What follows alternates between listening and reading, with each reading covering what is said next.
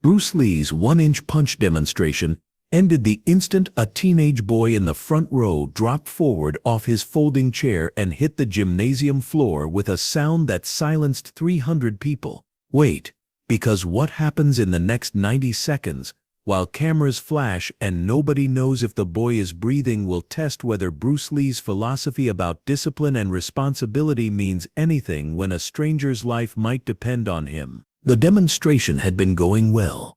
Better than well, actually. It had been electric. 300 people packed into the gymnasium of Jefferson High School in Long Beach, California, sitting on metal folding chairs, arranged in neat rows across the polished wooden floor. The late afternoon sun slanted through the high windows, casting long rectangles of golden light across the crowd. They had come to see Bruce Lee, the martial artist who was becoming famous for doing things that shouldn't be possible, and he had not disappointed them. Write in the comments, where are you listening to this story from? And what time is it right now? For the past 45 minutes, Bruce had moved through a series of demonstrations that left the audience gasping, speed drills that made his hands blur into invisibility, moving so fast that even people in the front row couldn't track the motion, defensive techniques that turned his volunteer partners into stumbling fools without Bruce appearing to move at all. Just a slight shift of weight, a subtle redirection, and grown men twice his size found themselves off balance and confused. And the famous one-inch punch, a strike delivered from so close that it seemed impossible to generate any power, yet sent a 200-pound man stumbling backward into a chair positioned to catch his fall. The gymnasium smelled of floor wax and teenage sweat, the particular scent of every high school athletic facility in America. The overhead lights buzzed and flickered occasionally, casting harsh shadows across the crowd. A table near the entrance held stacks of flyers advertising Bruce's martial arts school, and a young woman in a pressed blouse sat behind it, ready to sign up anyone whose enthusiasm hadn't faded by the time they reached the door. Bruce was preparing for his final demonstration when it happened. He had just finished explaining the mechanics of the one-inch punch to the crowd, how the power came not from the arm, but from the entire body, how the strike transferred energy through a chain of movement that began in the feet and ended in the knuckles. His demonstration partner, a stocky man named Frank, who worked as a bouncer at a nightclub in Chinatown, was positioning himself for the final impact. That was when the boy fell. Notice the exact sequence of what happened, because it matters. The boy, maybe 16 years old, thin with dark hair that fell across his forehead, had been sitting in the front row, directly in Bruce's line of sight. He had been leaning forward in his chair throughout the demonstration, his eyes wide, his mouth slightly open, completely absorbed in what he was witnessing. And then, without warning, his eyes rolled back. His body went rigid for a fraction of a second, and he pitched forward out of his chair and onto the gymnasium floor. The sound was terrible. Not loud, exactly, but wrong. The particular thud of a human body hitting a hard surface without any attempt to break the fall. The boy's forehead struck the wooden floor. And then he was still. For perhaps 2 seconds, nobody moved. The audience sat frozen in their chairs, uncertain what they had just witnessed. Frank, Bruce's demonstration partner, stood with his arms half raised, his face a mask of confusion. The woman at the registration table had risen halfway out of her seat, her hand covering her mouth. Bruce was already moving.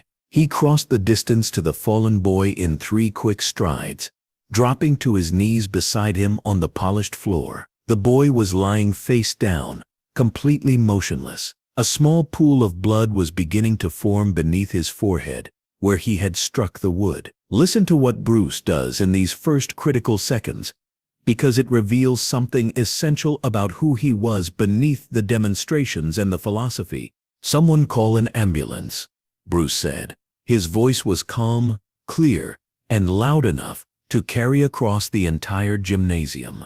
"Now, tell them a young man has collapsed and is unresponsive. Give them this address." A man in the third row scrambled to his feet and ran toward the doors, presumably to find a telephone. Bruce didn't watch him go. His attention was entirely on the boy in front of him. He placed 2 fingers against the side of the boy's neck, feeling for a pulse. It was there, rapid, thready, but present. The boy was alive, but he wasn't conscious, and the blood pooling beneath his head was a serious concern. "I need something clean," Bruce said, looking up at the crowd. "A handkerchief, a clean cloth, something to stop the bleeding." Stop for a moment and picture this scene. 300 people sitting in metal folding chairs, watching Bruce Lee, the martial artist, the philosopher, the man they had come to see, perform impossible feats, kneeling on a gymnasium floor beside an unconscious teenager. The demonstration forgotten, the techniques irrelevant, just a man trying to help a stranger who had collapsed at his feet. A woman in the second row produced a white handkerchief from her purse and handed it forward. Bruce took it and carefully rolled the boy onto his side, supporting his head to keep his airway clear. He pressed the handkerchief against the wound on the boy's forehead, applying steady pressure to slow the bleeding. "What's his name?" Bruce asked, looking at the people in the front row. "Does anyone know this boy?" Silence. The audience members looked at each other, shaking their heads. The boy had come alone, apparently. A teenager who had somehow found his way to a martial arts demonstration on a Saturday afternoon, sat in the front row, and then collapsed without anyone knowing who he was. Here's something you need to understand about Bruce Lee in this moment. He had every reason to step back. He wasn't a doctor. He had no formal medical training. There were surely people in the audience who were better qualified to handle a medical emergency. The smart thing, the safe thing, would have been to secure the scene, keep the crowd back, and wait for professional help to arrive. But Bruce understood something that most people don't. In an emergency, the person who acts is the person who leads, and the person who leads sets the tone for everyone else.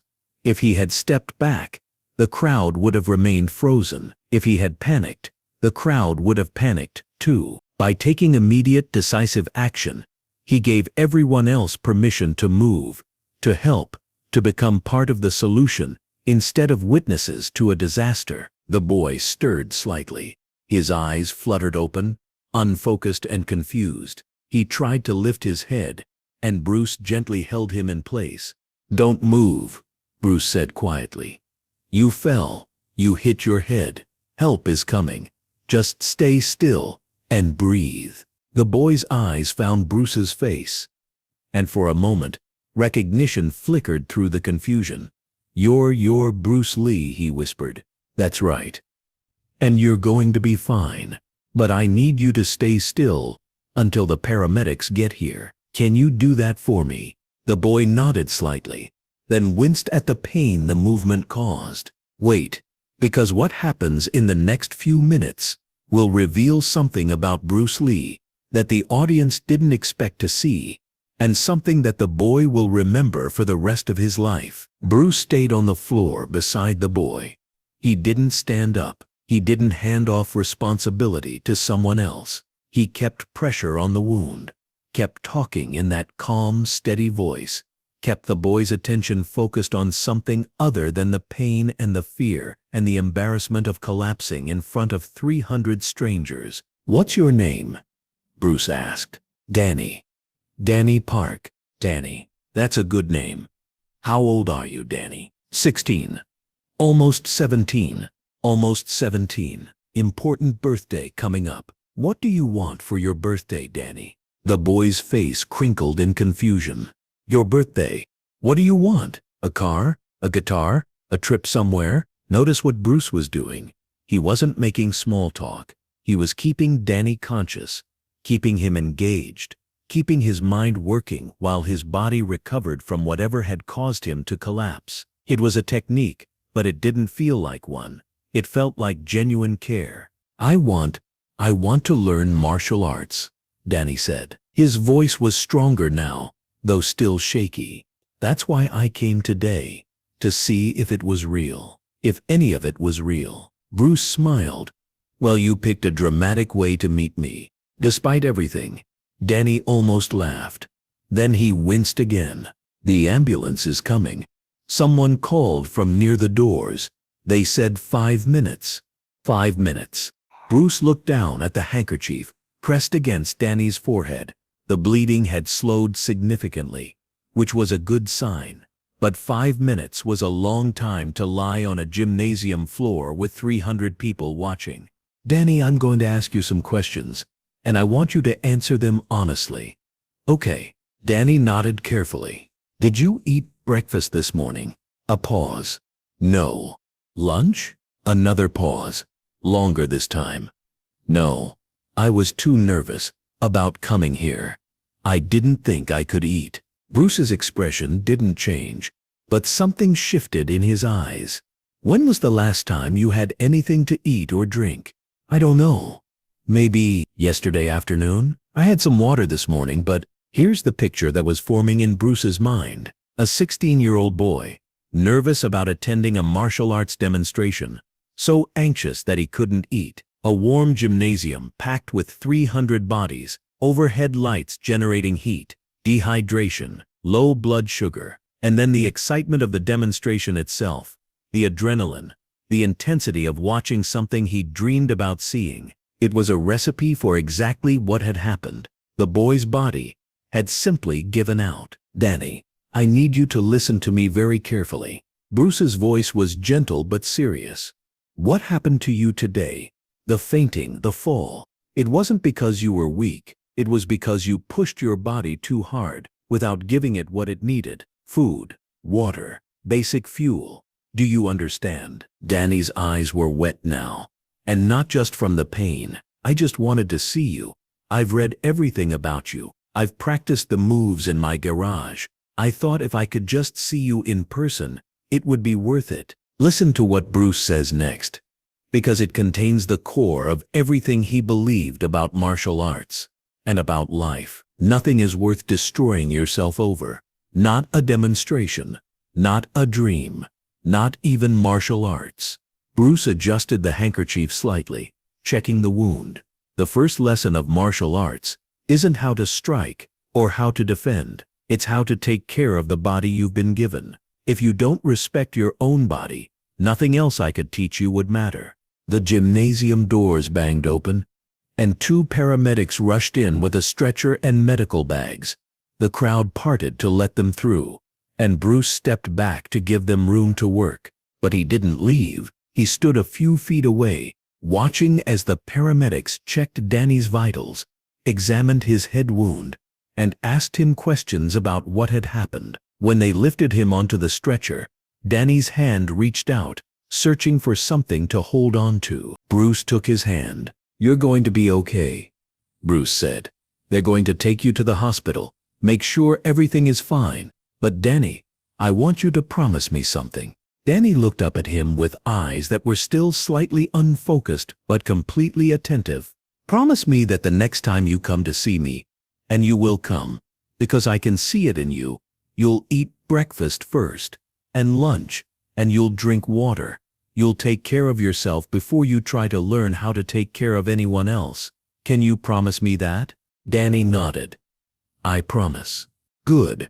Bruce released his hand as the paramedics began wheeling the stretcher toward the doors. I'll see you soon, Danny. Get some rest.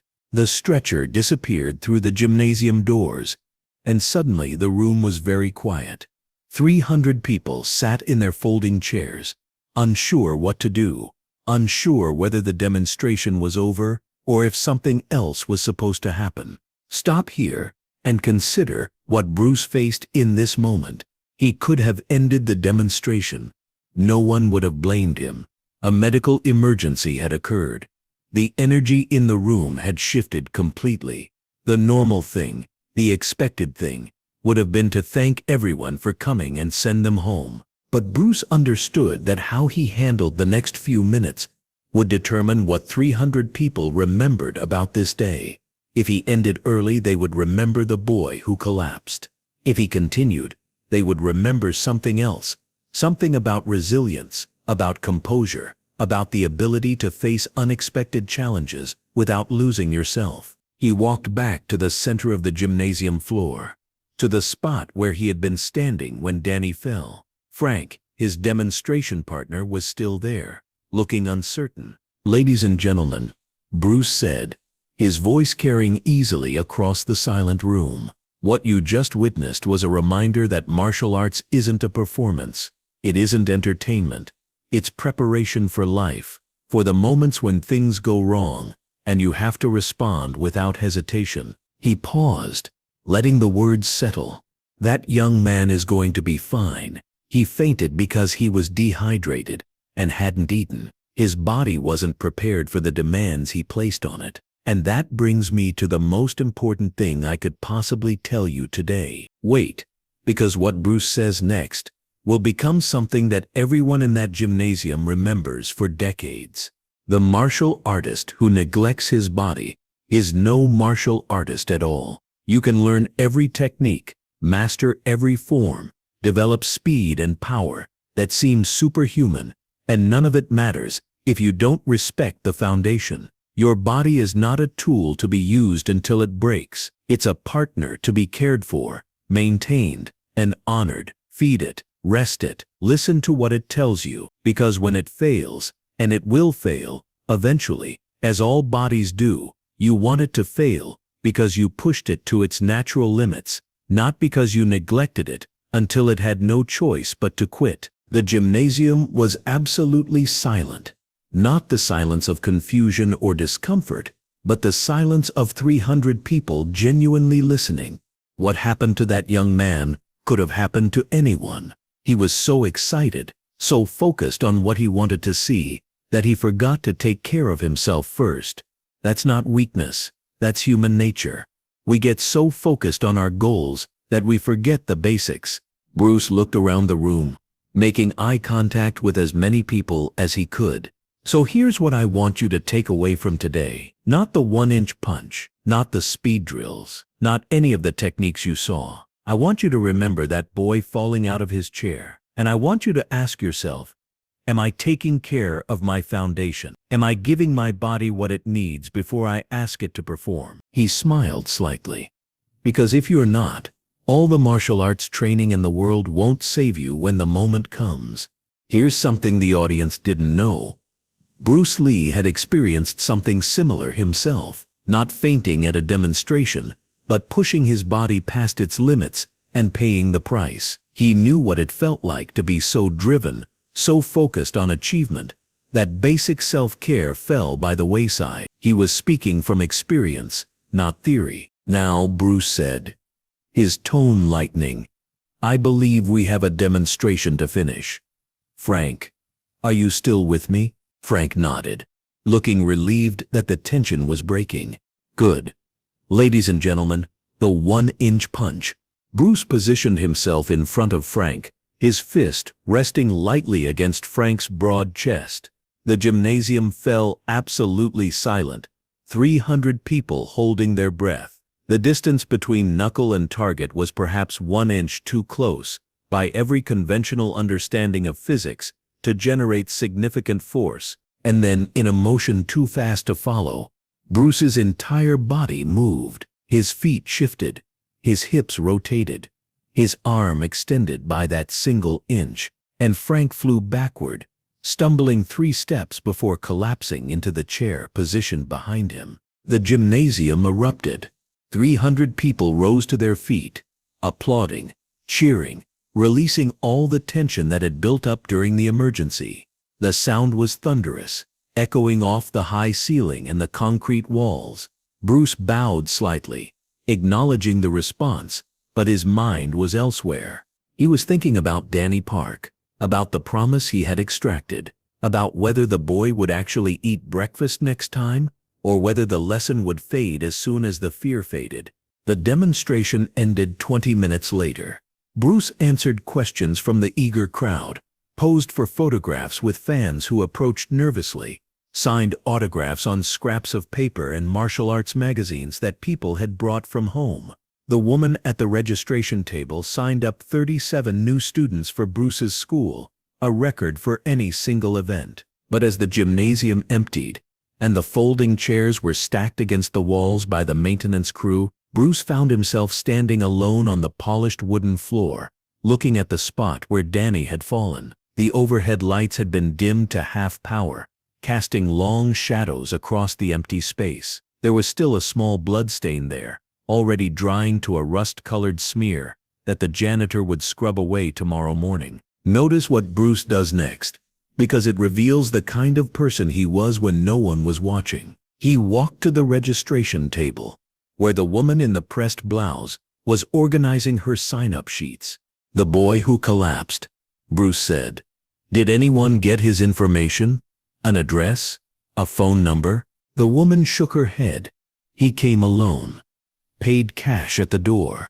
I don't think anyone knew his name until you asked him." Bruce nodded slowly. "If he comes back, if he tries to sign up for classes, I want you to let me know immediately. Whatever time it is, whatever I'm doing, understood?" "Yes, Mr. Lee." Of course. He drove to the hospital that evening. St. Mary's Medical Center, where the paramedics had taken Danny. The sun had already set by the time he arrived, and the hospital's fluorescent lights cast a harsh glow across the parking lot. He walked through the emergency room doors, past the rows of plastic chairs, past the anxious families waiting for news, past the faint smell of antiseptic and anxiety, and asked at the desk for Danny Park, 16 years old, admitted earlier that afternoon. The nurse looked at him with the particular expression that hospital staff reserve for people who show up, asking about patients they're not related to. "Are you family?" "No. I was there when he collapsed. I want to make sure he's okay." "I'm sorry, sir. I can only give information to family members." Bruce stood at the desk for a moment, considering his options. Then he reached into his pocket and pulled out a business card, simple white cardstock, with his name and the address of his martial arts school. "Can you give him this? Tell him Bruce Lee stopped by to check on him. Tell him I meant what I said about breakfast." The nurse took the card, her expression softening slightly. "I'll make sure he gets it. Thank you." He turned and walked back out into the California evening. The sun was setting over Long Beach, painting the sky in shades of orange and pink. The air smelled of salt from the ocean and exhaust from the evening traffic. Listen to what happens 3 weeks later, because it's the ending that Danny Park earned by keeping his promise. The door to Bruce Lee's martial arts school opened on a Tuesday evening, and a teenage boy walked in. He was thin, with dark hair that fell across his forehead, and he was carrying a paper bag in one hand. The training floor was busy. A dozen students moving through forms, the sound of bare feet on polished wood, the occasional sharp exhale of focused effort. But everything seemed to pause when the boy stepped through the doorway. Bruce looked up from the student he was correcting and felt a smile spread across his face. "Danny." "Mr. Lee." Danny held up the paper bag. "I had breakfast this morning, eggs and toast, and lunch, a sandwich from the deli on 5th Street, and dinner before I came here." He reached into the bag and pulled out a water bottle. "And I've been drinking water all day, a whole gallon." Bruce walked across the training floor to where Danny stood. "A whole gallon might be a bit much, but I appreciate the enthusiasm. I kept my promise. Does that mean? Can you learn martial arts?" Bruce finished. He looked at Danny for a long moment, at the hope in his eyes, at the determination in his posture, at the small scar on his forehead, where he had hit the gymnasium floor 3 weeks earlier. "Take off your shoes," Bruce said. "If you're going to stand on my floor, you do it with bare feet like everyone else." Danny's face broke into a grin. He kicked off his shoes so fast he nearly tripped over them. If you followed this story to this point, you understand that what happened in that gymnasium wasn't really about martial arts. It wasn't about the 1-inch punch, or the speed drills, or any of the techniques that Bruce demonstrated. It was about something simpler and more important: the way a person responds when things go wrong. Bruce Lee could have ignored the falling boy. He could have let someone else handle it.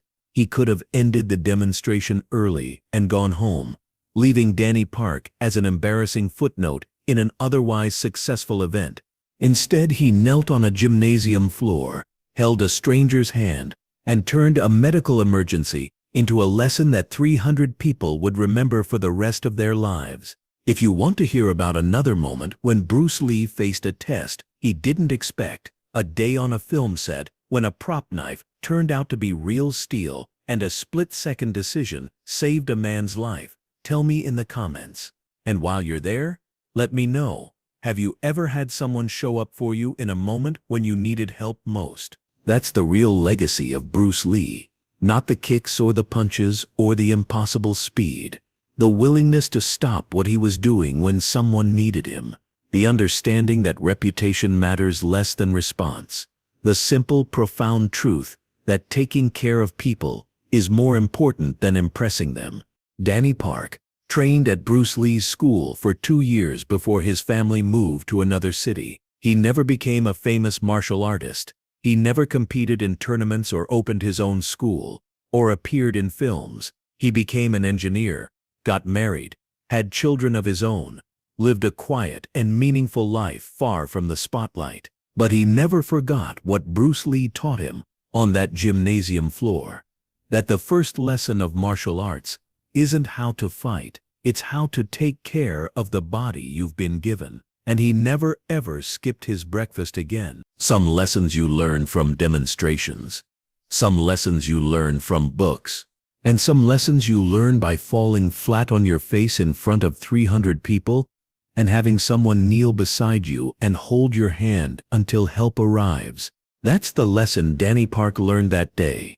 That's the lesson 300 people in a Long Beach gymnasium learned. And that's the lesson that matters more than any technique Bruce Lee ever demonstrated.